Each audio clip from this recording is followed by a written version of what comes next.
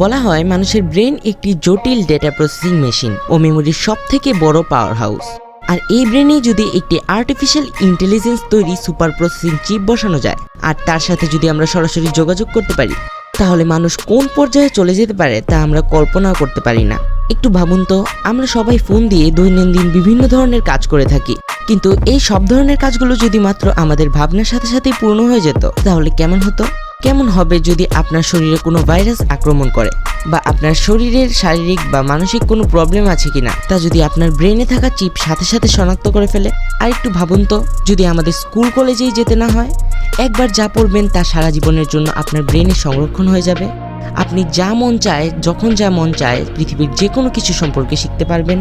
কেমন হয় যদি আপনার ছোট থেকে ঘটে যাওয়া সবকিছু আপনার মস্তিষ্কে সংরক্ষিত থাকে এবং আপনি যখন খুশি যে কোনো মেমোরিতে যেতে চান, তা একটা মুভি থিয়েটারের মতো আল্ট্রা 4D স্ক্রিনে চলতে শুরু করে? আপনার হয়তোবা এই সকল কথা কাল্পনিক মনে হতে পারে, কিন্তু আসলেই তা ঘটতে চলেছে আপনার ব্রেনে একটা ছোট্ট চিপ লাগানোর পর। বিশ্বাস হচ্ছে না?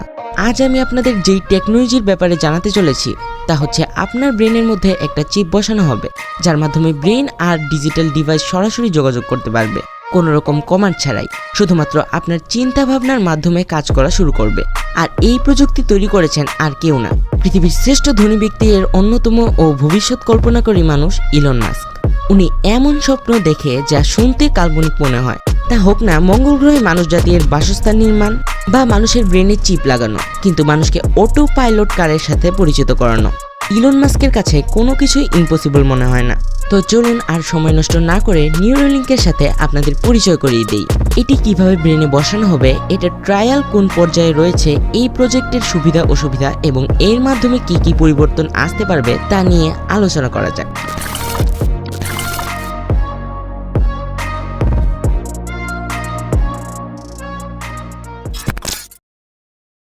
ইলন মাস্ক নিউরোলিঙ্কের যাত্রা 2016-তে সান ফ্রান্সিসকোতে শুরু করেছিল। এর সাহায্যে মেরুদণ্ডের হাড়ের ব্যথার মতো সমস্যার সমাধান করাও সম্ভব। তিনি আরও বলেন, এই বছরের মধ্যেই মানুষের ব্রেনে কম্পিউটার চিপ লাগানোর পরিকল্পনা শুরু হয়ে যাবে। বলে রাখা ভালো যে নিউরোলিঙ্ক ব্রেন কম্পিউটারের শুরু মাত্র, যা কিনা বিভিন্ন ধরনের প্রাণীর মাধ্যমে টেস্ট করা হচ্ছে।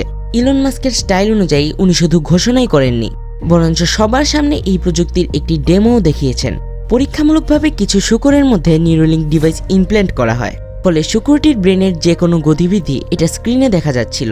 নিউরোলিঙ্ক কোম্পানি ঘোষণা করার সময় মাস্ক বলেন যে এটির লক্ষ্য হলো এমন একটি নিউরো ইমপ্ল্যান্ট তৈরি করা যা দিয়ে আর্টিফিশিয়াল ইন্টেলিজেন্স থেকে শুরু করে কম্পিউটার, ক্রিটিক্যাল হিউম্যান অর্গান ও সকল প্রকার ডিজিটাল ডিভাইসকে শুধুমাত্র চিন্তাভাবনা বা কল্পনার মাধ্যমে নিয়ন্ত্রণ করা যায়। নিউরোলিঙ্ক যেই ডিভাইসটা বানাচ্ছে তা আকারে আমাদের আঙ্গুলের নখের বরাবর, ব্যাটারি চালিত ও মানুষের চুল থেকেও কয়েক গুণ চিকন তার দিয়ে তৈরি, যা মানুষের ব্রেনের মধ্যে সংযুক্ত করা হবে। Battery, processing chip, Bluetooth, radio সহ সকল প্রয়োজনীয় জিনিস থাকবে এটাতে।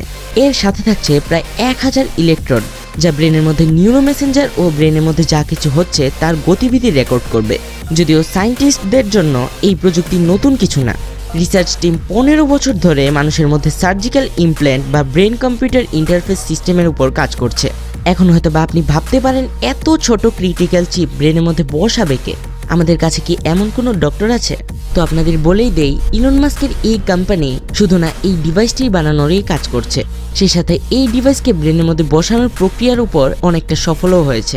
নিউরোলিঙ্ক কোম্পানি এক এমন সার্জিক্যাল রোবট তৈরি করেছে যা ব্রেনের সবথেকে গভীর ও ক্রিটিক্যাল স্থানে ইমপ্ল্যান্ট ইলেকট্রোড সংযোগ দিতে সক্ষম, যা মানুষ দ্বারা করা প্রায় অসম্ভবই হতো। আর এই রোবোটিক সার্জারিতে ব্রেনের কোনো টিস্যুরও ক্ষতিগ্রস্ত হয় না। ভবিষ্যতে যদি এই প্রযুক্তি সম্পূর্ণ হয়ে যায়, তাহলে সবথেকে বেশি লাভবান হবে ওই সব মানুষ যাদের মেরুদণ্ডে গুরুতর আঘাত, প্যারালাইসিস বা যে কোনো শারীরিক বা মানসিক সমস্যা রয়েছে। কারণ এমন মানুষ যার কোনো হাত পা কাজ করে না বা চোখেও দেখতে পারে না, তার জন্য নিউরোলিঙ্ক প্রযুক্তি দ্বিতীয়বার জন্মের মতো হবে। এমন নয় যে এই প্রযুক্তিতে কোনো সাইড এফেক্ট নেই। মানবদেহের সবথেকে কমপ্লেক্স ও ভাইটাল অর্গান হলো আমাদের এই ব্রেইন। এমন স্থানে রোবোটিক সার্জারি ইমপ্ল্যান্ট করার প্রথম ক্ষতি হতে পারে ব্রেন সেল টিস্যু এর মধ্যে ইনফেকশন হওয়া। নিউরোলিঙ্কের উপর এখন পর্যন্ত যত পরিমাণ রিসার্চ করা হয়েছে তার রিসার্চ কমিউনিটি থেকে অ্যাপ্রুভ হয়নি। বায়োমেডিক্যাল ইঞ্জিনিয়ারিং এর প্রফেসর পি আজুবাই বলেছেন, এই ছোট্ট ডিভাইস যা মানুষের ব্রেনের মধ্যে আনলিমিটেড ও আনকন্ট্রোলেবল ডাটা ট্রান্সমিট করার ফলে ব্রেনের টিস্যু নষ্ট করার মতো যে হিট উৎপন্ন করে তার সমাধান এই মুহূর্তে নেই। শুধু তাই নয়, নিউরোলিঙ্ক ডিভাইস এত ছোট হওয়া সত্ত্বেও আমাদের ব্রেনের জন্য এটা অনেক বড়। ডিভাইসটির সিলিন্ড্রিকার আকার 23 মিলিমিটার রাউন্ড ও 8 মিলিমিটার লম্বা, যা হিউম্যান ব্রেনের মধ্যে কোনো রকম ক্ষতি ছাড়াই জায়গা করে নেওয়া সবথেকে বড় চ্যালেঞ্জ। প্রফেসর আজুবাই আরও বলেন, নিউরন ডিকোডিং অনেক কমপ্লেক্স ও ইম্পর্টেন্ট ফেস। বিশ্বে অনেক ল্যাব আলাদা আলাদাভাবে রিসার্চ করছে। নিউরন ডিকোডিংয়ের জন্য তৈরি করা অ্যালগোরিদম এই প্রযুক্তির সবথেকে বড় অংশ, কিন্তু এই বিষয়ে নিউরোলিঙ্ক কোম্পানি থেকে কোনো আপডেট ইনফরমেশন আসেনি। তাছাড়া যেমনভাবে প্রায় ডিজিটাল ডিভাইসের অপব্যবহার হওয়ার ভয় থাকে, সেই সাথে কম্পিউটার সুপারভাইজারেরও ভয় রয়েছে। মানে যেভাবে ব্রেন ওই মেশিনটিকে কন্ট্রোল করতে পারবে, এই প্রযুক্তি রিভার্স ইঞ্জিনিয়ারিং করে আর্টিফিশিয়াল ইন্টেলিজেন্স মানুষের কন্ট্রোলও পেতে পারে। সর্বশেষ ও সবথেকে বড় ভয় হচ্ছে আমাদের প্রাইভেসির। মনে করেন এই ডিভাইস কোনো মানুষের ব্রেনের সাথে ঠিকঠাকভাবে কাজ করছে। এখন ওই মানুষটি যা কিছু ভাবছে, যা কিছু প্ল্যান করছে বা যত সব ডাটা স্টোর করছে, ওই সব কিছুই নিউরোলিঙ্কের সাথে কানেক্টেড কম্পিউটার বা স্মার্টফোনের জায়গায় কোনো ডাটা কোম্পানির কাছে লাইভ টেলিকাস্টও হতে পারে। যাই হোক, আজ থেকে প্রায় 100 বছর আগে কখনো ভাবতেও পারিনি যে আকাশে উড়ে আমরা এক জায়গা থেকে অন্য জায়গায় যেতে পারবো, বা আমরা আমাদের পৃথিবীকে ছেড়ে অন্য কোনো গ্রহে যেতে পারবো।